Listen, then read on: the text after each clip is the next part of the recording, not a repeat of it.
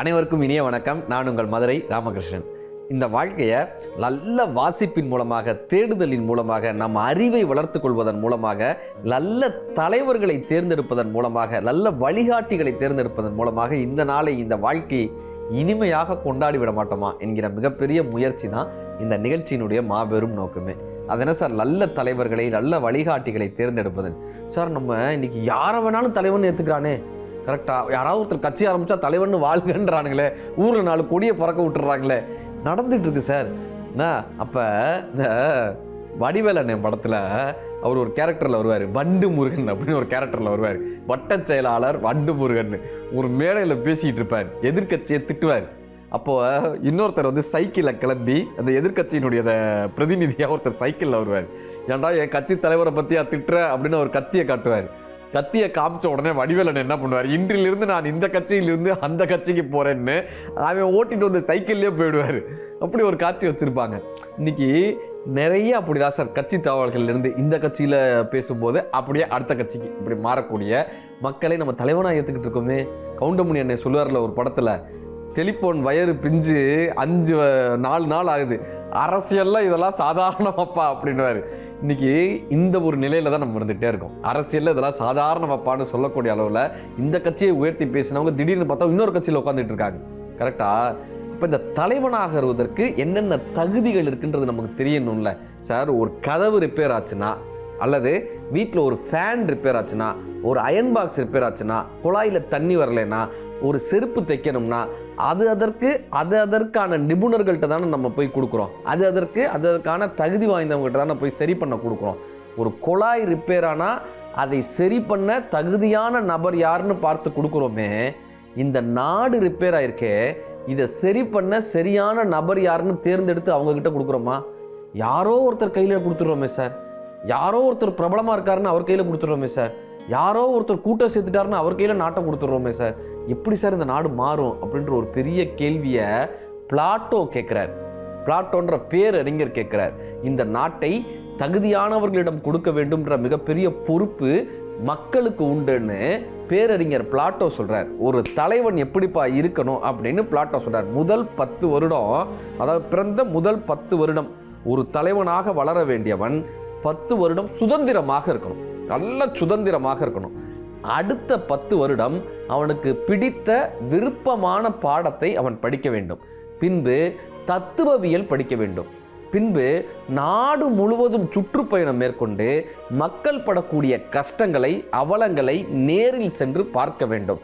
50 வயதுக்கு மேல் அனுபவத்தினால் அவன் தலைவனாக மாற வேண்டும்னு பிளாட்டோ அவர்கள் ஒரு வரைமுறை வகுக்கிறார். ஒருத்தனுடைய வாழ்க்கை இப்படி இருந்தால் மட்டும்தான் அவன் தலைவன் ஆகிறதுக்கு தகுதி வாய்ந்தவன். மக்களை போய் நேரில் சந்திச்சிருக்கணும், மக்களினுடைய கஷ்டங்களை நேரில் பார்த்துருக்கணும். சார், இந்திய நாட்டை அக்கு வேறு ஆணி வேற மூளை முடுக்கெல்லாம் பயணப்பட்டவர் யாருன்னா மகாத்மா காந்திங்க. மிகப்பெரிய ஜிப்சி, மிகப்பெரிய தேசாந்திரியாக இருந்து ஒவ்வொரு ஊருக்கும் பயணப்பட்டிருக்காரு சார். அத்தனை ஊருக்கு பயணப்பட்டு மக்கள் படக்கூடிய கஷ்டங்கள், அத்தனை பேரினுடைய கஷ்டங்களை பார்த்தார். மதுரையில் வந்து ஒரு விவசாயினுடைய கஷ்டத்தை பார்த்து தான் இனிமேல் நான் மேலாடையே அணிய மாட்டேன்னார்.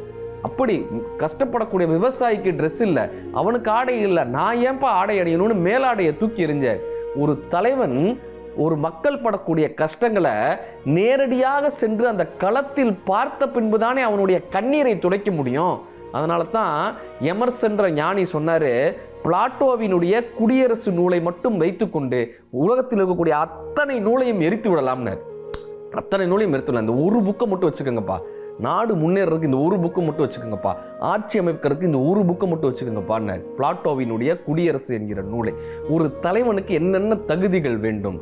வள்ளுவர் சொல்றாருங்க, வினை வழியும், தன் வழியும், மாற்றான் வழியும், துணை வழியும் தூக்கி செயல்னர். என்ன பார்த்தான்னா, இப்போ நம்ம ஒரு செயல் எடுக்கிறோம்ல, இந்த செயலில் அதனுடைய திறமையும் செயலுக்கான வழியும், அடுத்து தன்னுடைய பலத்தையும், தன்னுடைய பலம் தன் வழியும், மாற்றான் வழி எதிரியினுடைய பலத்தையும், துணை வழியும் நமக்கு யார் யார் துணை இருக்காங்களோ அவங்களுடைய பலமும், இது எல்லாம் தெரிஞ்சால் மட்டும்தான் ஒரு செயலை முழுவதுமாக செய்ய முடியும்ன்றார். ஒரு போருக்கு போகக்கூடிய அரசனை பற்றி சொல்கிறார்.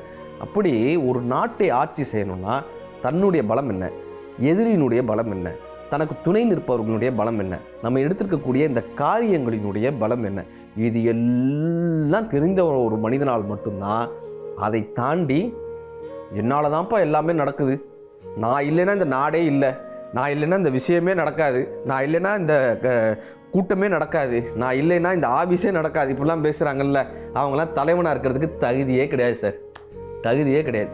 எல்லாருமா சேர்ந்து தான் ஊர் கூடி தான் இந்த தேர் இழுக்க முடியும்னு ஒருத்தர் யோசிக்கிறாங்கல்ல, அவங்க தான் சார் தலைவனாக இருக்க முடியும். ஒரு ராஜா சொல்கிறார், இந்த நாடு இவ்வளோ கட்டுப்பாடாக இருக்குன்னா அதுக்கு நான் தான் காரணம், இந்த நாடு எதிரிகள்கிட்டேருந்து காப்பாற்றப்படுதுன்னா அதுக்கு நான் தான் காரணம், இந்த நாடு வறுமை இல்லாமல் இருக்குன்னா அதுக்கு நான் தான் காரணம் அடிச்சு விட்றாரு.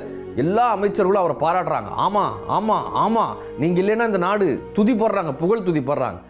ஒரே ஒரு அமைச்சர் மட்டும் சொல்கிறாரு, மன்னா நீங்கள் சொல்கிறது தப்புன்னார், நீங்கள் சொல்கிறது தப்புன்னார். இந்த அரசருக்கு அவ்வளோ கோவம்.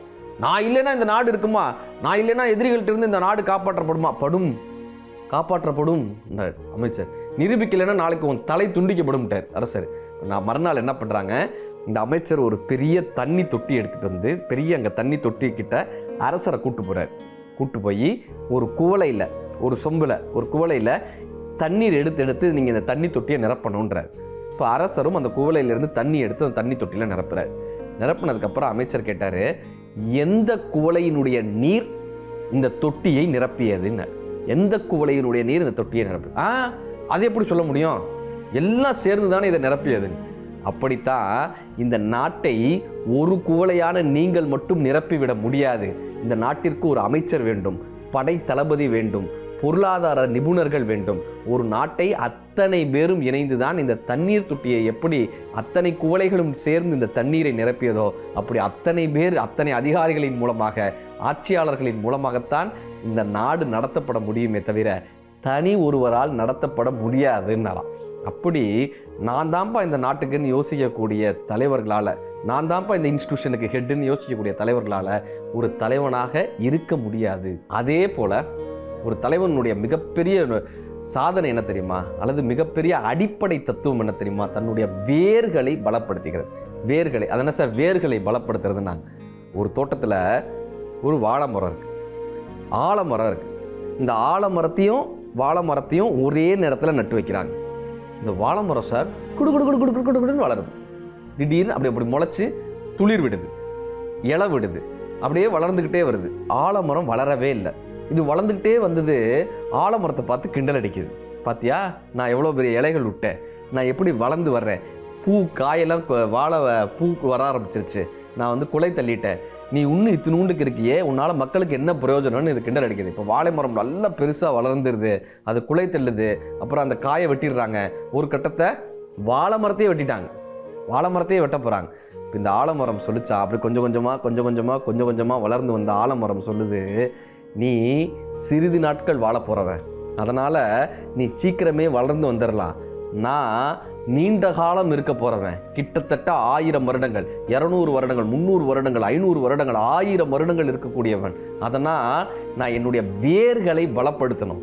வேர்கள் பலப்படுத்தாமல் நான் மேலே எழுந்து வந்தால் நான் இந்த சமூகத்துக்கு பயன்படாமல் போயிடுவேன். நான் இந்த சமூகத்திற்கு பயன்படக்கூடிய மரமாக வர்றவன். நான் வந்ததுக்கப்புறம் என்னுடைய அந்த ஆலமரத்தில் எத்தனையோ பறவைகள் கூடு கட்டும், எத்தனையோ மக்கள் இளைப்பாருவாங்க, எத்தனையோ பேருக்கு நிழல் தருபவனாக, எத்தனையோ உயிரினங்களுக்கு நான் ஒரு வீடாக இருப்பேன். காலம் கடந்து நிற்கணும்னா நான் என்னுடைய வேர்களை பலப்படுத்தி கொள்ள வேண்டும்னு அந்த ஆலமரம் சொல்லிச்சான்.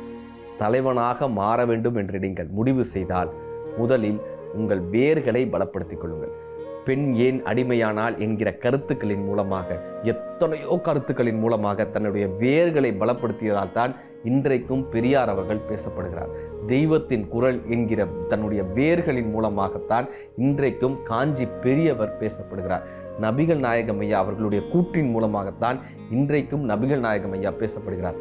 தம்மபதம் என்கிற வேர்களின் மூலமாகத்தான் அம்பேத்கர் அவர்கள் இன்றைக்கும் நினைவூட்டப்படுகிறார். தாஸ் மூலதனம் என்கிற மிகப்பெரிய கருத்தியல் சிந்தனையால் தான் இன்றைக்கும் கார்ல் மார்க்ஸை நாம் சிந்தித்துக் கொண்டிருக்கிறோம். யார் ஒருவன் தன்னுடைய வேர்களை ஆழமாக பாய்ச்சி தன்னோடு நிற்கிறானோ அவன் காலம் கடந்து நிற்கக்கூடிய தலைவனாக என்றைக்கும் நிலைத்து நிற்பான். நன்றி.